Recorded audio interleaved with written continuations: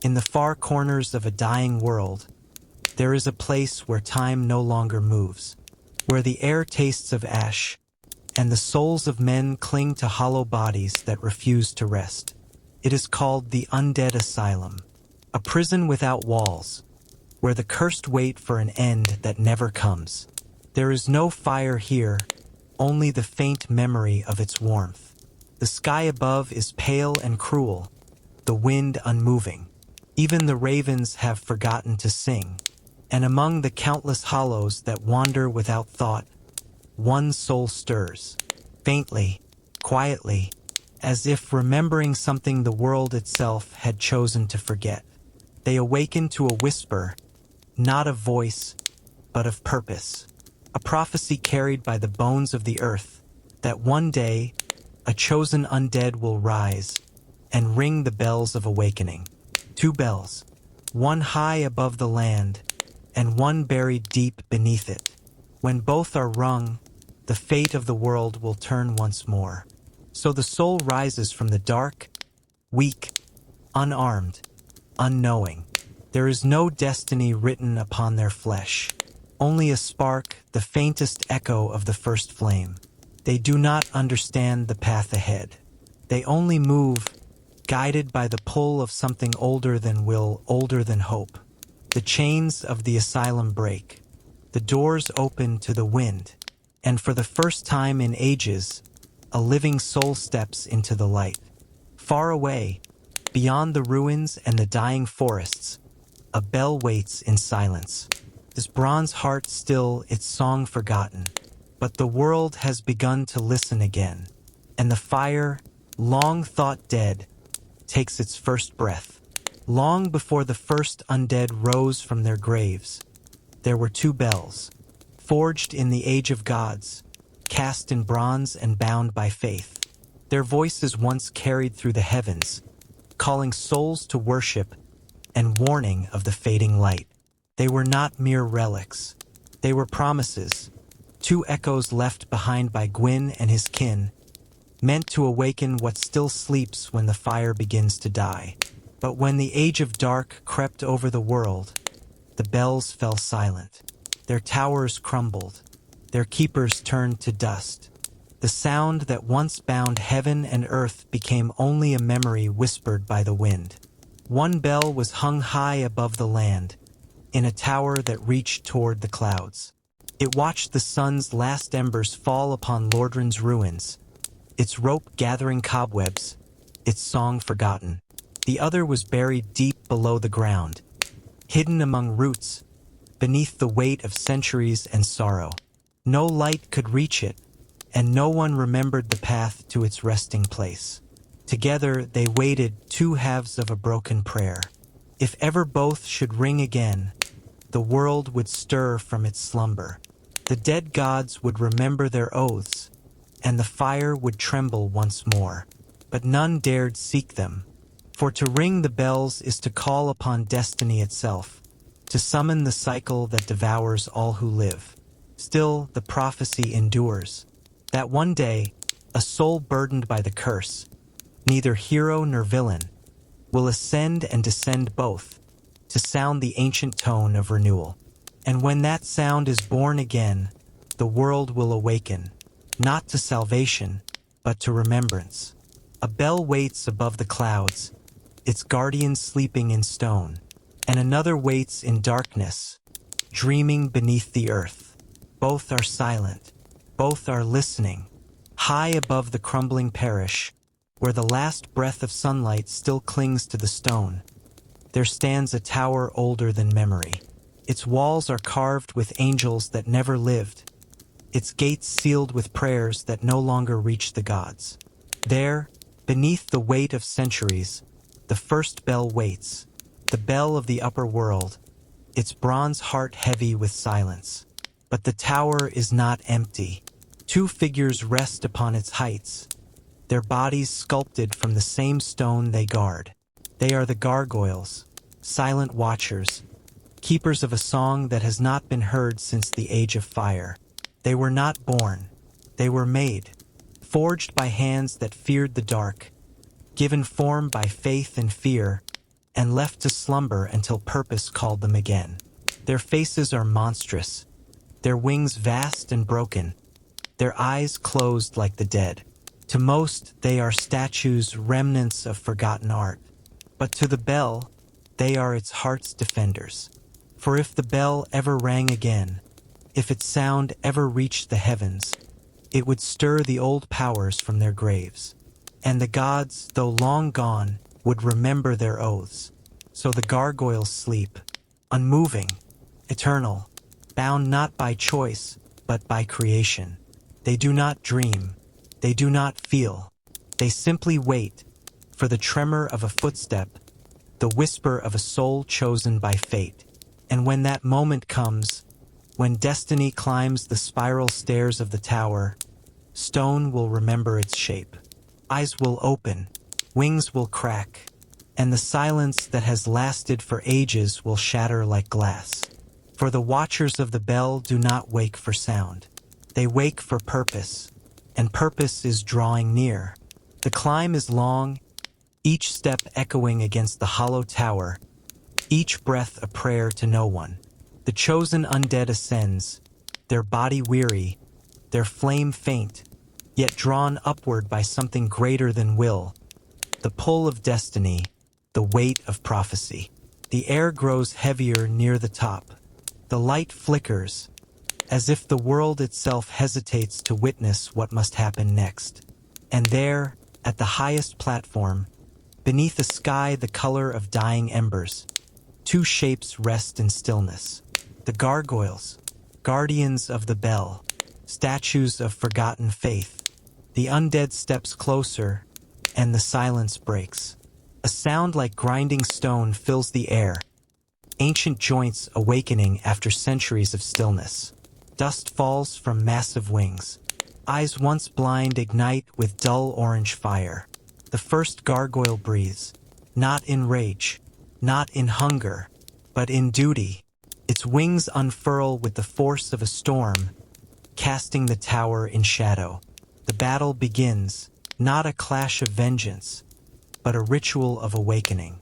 Each strike is an echo of history, each spark of metal a reminder that the world itself resists rebirth. The gargoyle fights without hatred, for it has no heart to feel it.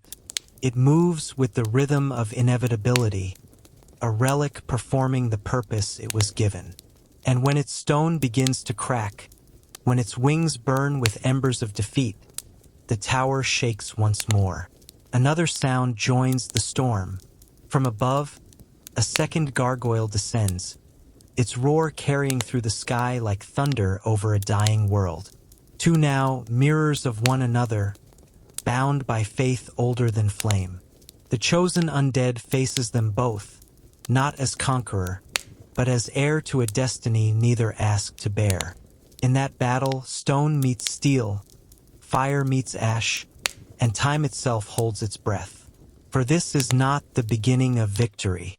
It is the awakening of the cycle, the moment the world remembers that it has slept too long. The air burns with motion. Ash and fire twist around the tower's edge, and the sky trembles under the beating of stone wings. The first gargoyle falls, its cry fading like a broken hymn. The second descends, its flame spilling from its throat like the memory of a dying sun. The tower becomes a storm of wings, steel, and breath. The chosen undead does not fight for triumph. They fight because there is no turning back. Each swing of their blade is a heartbeat of history. Each strike a note in an ancient song that no longer remembers its words. And then silence. The last guardian crumbles. Its wings fold like burnt paper, its eyes dim to ash. For a moment, nothing moves. Only the wind, and the faint hum of something vast awakening beneath the world. The undead steps forward, toward the bell they were meant to find.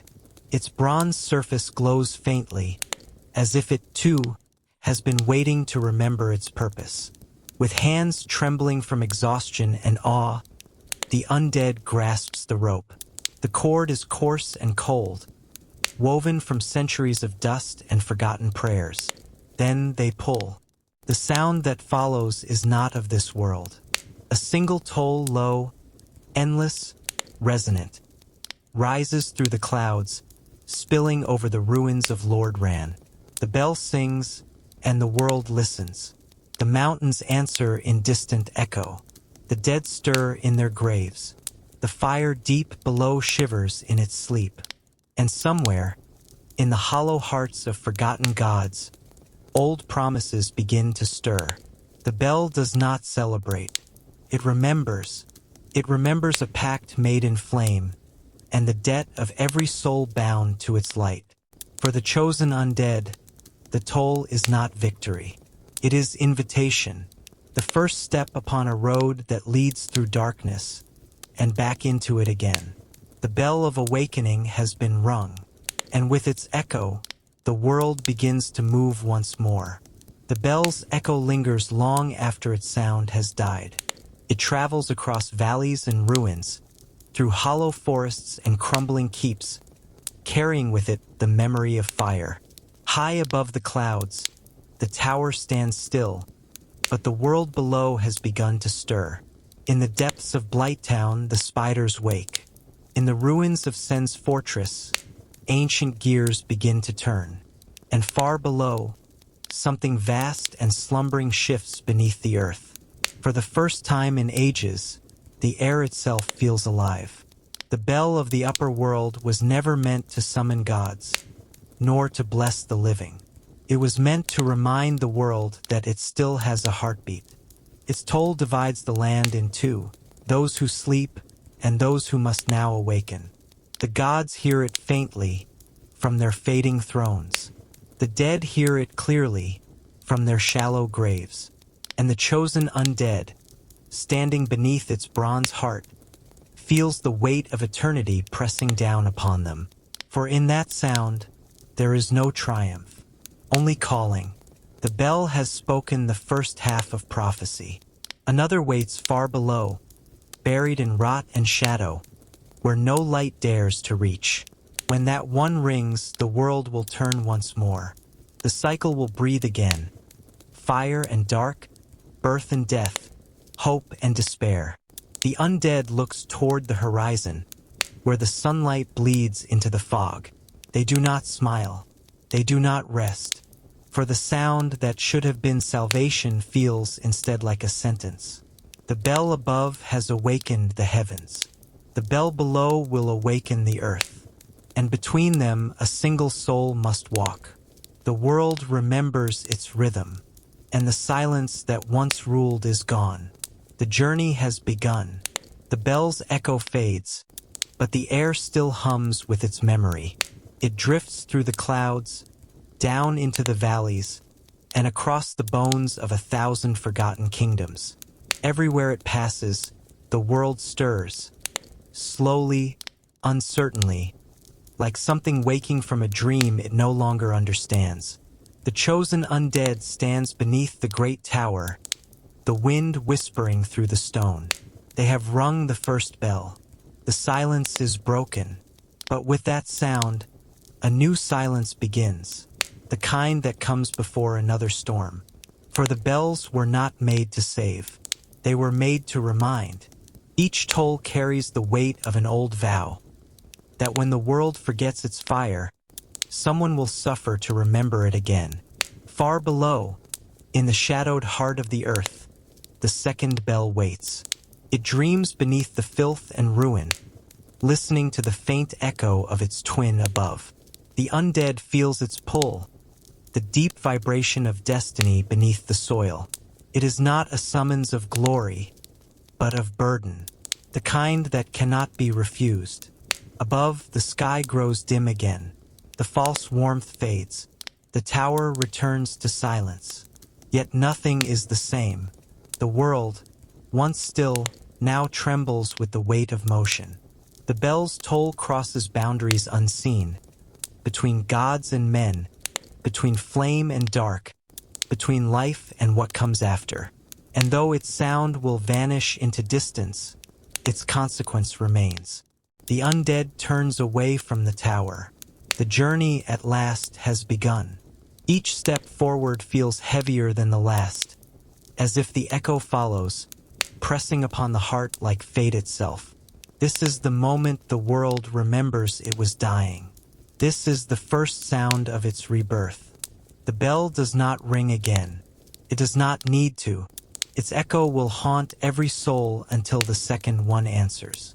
And so the fire stirred once more.